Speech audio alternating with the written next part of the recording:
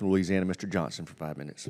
Thank you, Mr. Chairman. Thank you all for being here. Very important topic, very timely. I had a couple more questions about the end-use monitoring for Mr. Storch. Your office published a report in October stating that the Department of Defense was unable to provide end-use monitoring in accordance with DoD policy because of the limited U.S. presence in Ukraine. So the report identified the challenges that the DoD personnel who are responsible for conducting end-use monitoring and enhanced end-use monitoring face when there is no U.S. personnel present, or at least limited presence there.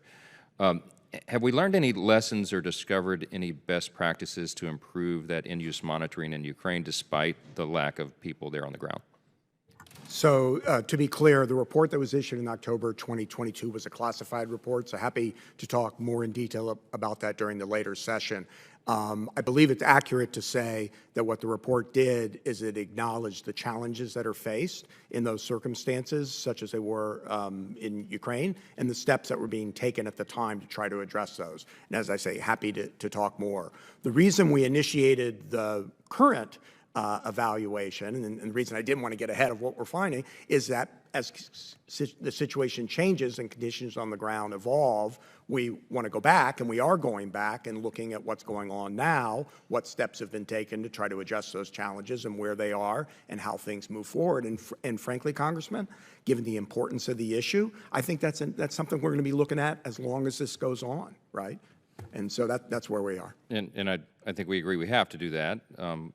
We owe it to all involved. And I know that there are classified portions, there probably are unclassified things that you could discuss, but does the department have any concerns about the self-reporting that is coming out of Ukraine? So, you know, specifically, Ukraine, we all know Ukraine has a documented history of corruption and government waste in the past. I know a lot of that has been being alleviated, but what gives you confidence that the Ukrainians are being entirely forthcoming and transparent with us when it comes to what we've seen so far?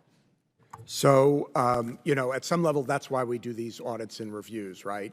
Is so we want to look at the evidence and then be able to assess independently where things are. As I mentioned, I went to Kyiv. We met with the Prime Minister. We met with the Minister of Defense. They told us they understood the importance of addressing corruption. When we were out there, actually, coincidentally, a number of corruption cases had been announced. They very strongly pointed out those did not involve U.S. security assistance or U.S. assistance generally. But having said that, they were corruption cases, and the point they were making is they were trying to address them. So as I say, I've got a long history. I've been going out to Ukraine and working out there on behalf of the United States government for more than 15 years and in the anti-corruption area. And so I hear what they're saying, and then we're in the trust but verify business. And the way we do that on this issue is by doing these evaluations that look at what's actually going on. Because again, there's sometimes a misunderstanding. We at the DoD OIG, we don't go out and count the missiles, right? We don't do the monitoring. It's up to the DoD to meet the requirements of the law and the policies that implement it regarding monitoring, and then we do oversight to make sure that's happening, that it's happening in accordance with the law and it's happening appropriately, and we make recommendations to help the DoD to improve that. So that's the process we're engaged in now, and as I say, I think we're going to continue to be engaged in.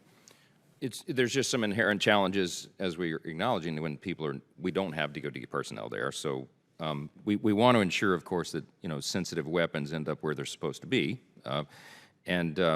Do you think that we need U.S. inspectors on the ground to do that? Or, I mean, we're trust but verify. What are the details of that, I guess? I'm sorry, do you mean from my office or DoD personnel? Well, U.S. inspectors. I can talk to that a little. Okay. I can talk to that a little bit.